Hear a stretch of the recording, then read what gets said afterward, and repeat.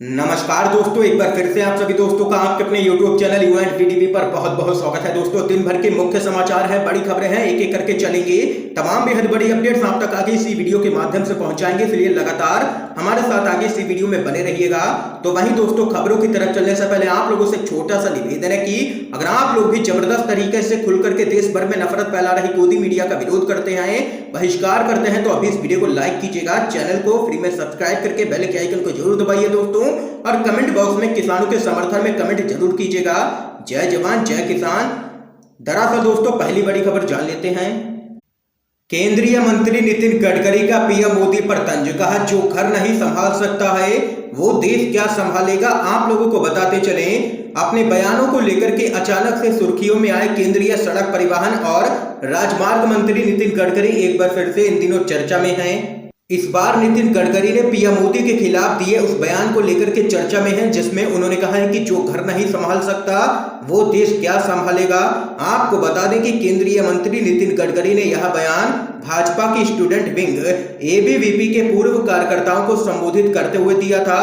दरअसल दोस्तों, नितिन गडकरी ने एबीवीपी कार्यकर्ताओं को संबोधित करते हुए कहा था कि पार्टी के लोगों को सबसे पहले अपनी घरेलू जिम्मेदारियों को निभाना चाहिए। उन्होंने कहा है कि जो अपनी घरेलू जिम्मेदारियों को निभा सकता है वही सही मायनों में देश को संभाल सकता है, अन्यथा नहीं।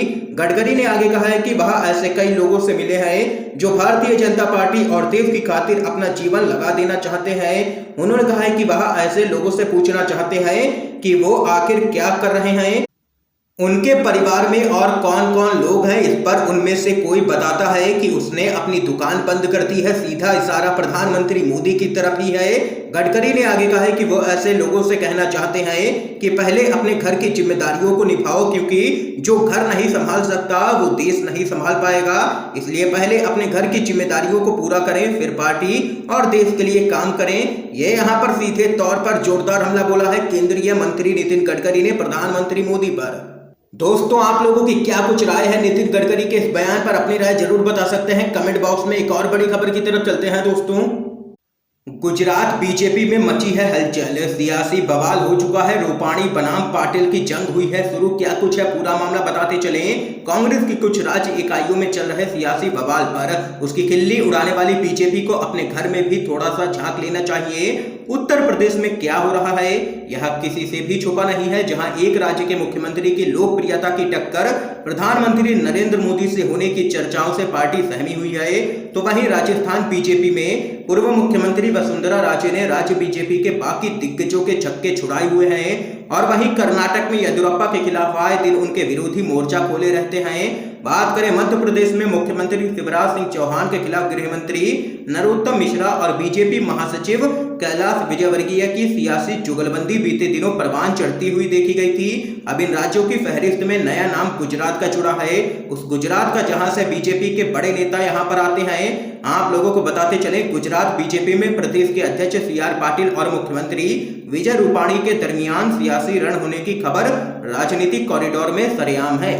और यहां पर गुजरात बीजेपी के अध्यक्ष पाटिल मांग कर रहे हैं कि रूपाणी को हटा करके पाटिल समुदाय से मुख्यमंत्री होना चाहिए गुजरात का, जिसके बाद यहां पर सीएम रूपाणी और बीजेपी के गुजरात के अध्यक्ष के बीच में तनातनी देखने को मिल रही है, हलचल बढ़ चुकी है। एक और बड़ी खबर इस बीच आप लोगों को बताते चलें। बिहार में जल्द ही गिर सकती है एनडीए की सरकार, आरजेडी बोली एनडीए अपनी सरकार बचा सकती है तो बचा करके दिखाए। बिहार एनडीए में रार, जीतन राम मांझी के बाद मुकेश सहनी ने बढ़ाई है टेंशन। आरजेडी प्रमुख लालू यादव से की है बातचीत, कहा इसे पर्दे में ही रहने दीजिए। जी हां दोस्तों, बिहार में सत्तारूढ़ एनडीए नेताओं के बीच खटपट लगातार चल रही है। एनडीए के नेता एक के बाद एक बार पलटवार भी कर रहे हैं। सरकार की सहयोगी पार्टियां अपने रुख से अटकलों का बाजार लगातार गर्म कर दे रहे हैं।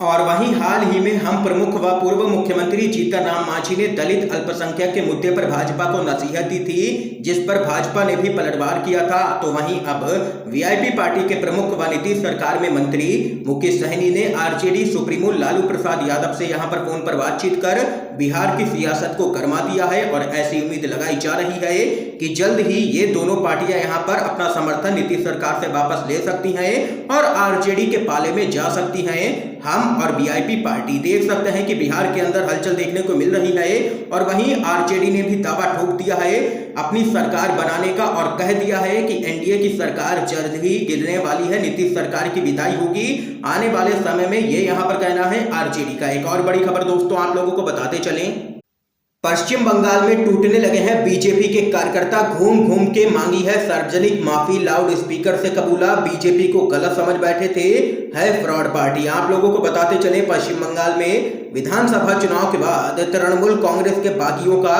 बीजेपी से मोह भंग होने लगा है। इस बीच बीजेपी के कई कार्यकर्ताओं ने जनता के बीच जाकर के उनसे माफी मांगी है। उन्होंने भगवा पार्टी को गलत समझ लिया था, ये उनका कहना है। वे इस बात का ऐलान ई रिक्शा पर घूम घूम करके लाउड स्पीकर के जरिए करते हाल फिलहाल में देखे गए हैं। और वहीं बीजेपी को एक के बाद एक तगड़े झटके लगते हुए पश्चिम बंगाल के अंदर नजर आ रहे हैं। धीरे धीरे बीजेपी यहां पर पश्चिम बंगाल में साफ होती हुई नजर आ रही है। कई विधायक और सांसद यहां पर टीएमसी से सीधे संपर्क में हैं और जल्द ही टीएमसी ज्वाइन कर सकते हैं। इससे पहले मुकुल रॉय भी टीएमसी में शामिल हो चुके हैं, जो कि बीजेपी के लिए एक बड़ा झटका है पश्चिम बंगाल के अंदर। एक और बड़ी खबर की तरफ चलते हैं, बंगाल वाले दादा यूपी वाले बाबा, सबसे मिले साहब लेकिन पेट्रोल बढ़ती कीमतों को लेकर के राज बब्बर ने पीएम मोदी पर कसा है तंज। आप लोगों को बताते चले देश भर में पेट्रोल, डीजल और सरसों तेल की बढ़ती कीमतों से आम जनता त्राहिमाम है और फिलहाल राहत की कोई खबर आती हुई नहीं दिख रही है। इस बीच प्रधानमंत्री नरेंद्र मोदी ने बंगाल के बीजेपी विधायक शुभेंदु अधिकारी से मुलाकात की। अगले साल यूपी चुनावों के मद्देनजर नरेंद्र मोदी ने सीएम योगी आदित्यनाथ से भी मुलाकात की, जिसकी खूब चर्चा भी हुई।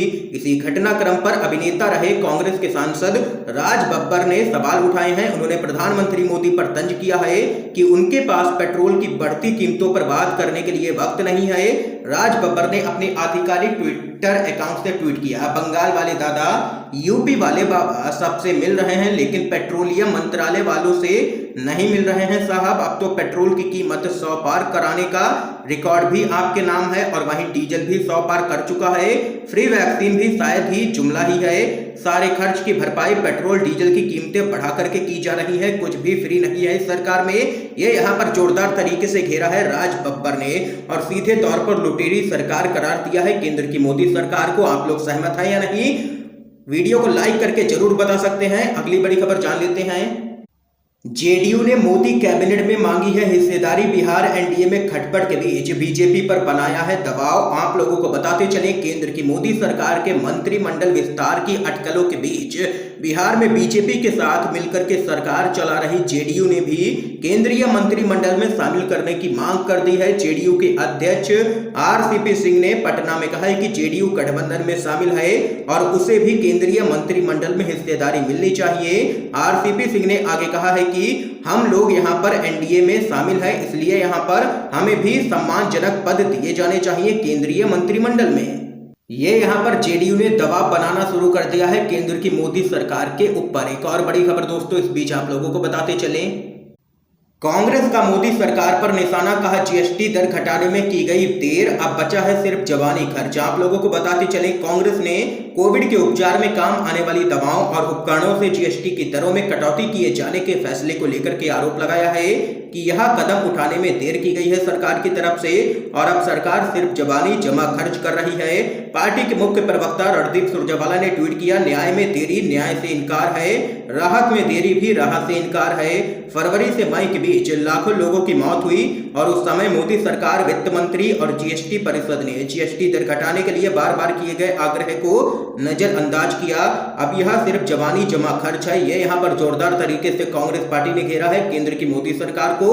तो वहीं दोस्तों इस बीच एक और बड़ी खबर सामने निकल के आ रही है, अमित मित्रा का निर्मला सीतारमण को कड़ा खाते, जीएसटी बैठक में मेरी आवाज दबाई गई, यूपी के मंत्री के कहने पर मेरा कमेंट खारिज किया गया। आप लोगों को बताते चले पश्चिम बंगाल के वित्त मंत्री अमित मित्रा ने कोरोना वायरस रोधी टीकों पर कर ना घटाने के जीएसटी परिषद के फैसले को जन विरोधी करार दे दिया है। उन्होंने इसके साथ ही आरोप लगाया है कि जब उन्होंने आपत्ति दर्ज कराने की कोशिश की तो उनकी आवाज दबा दी गई।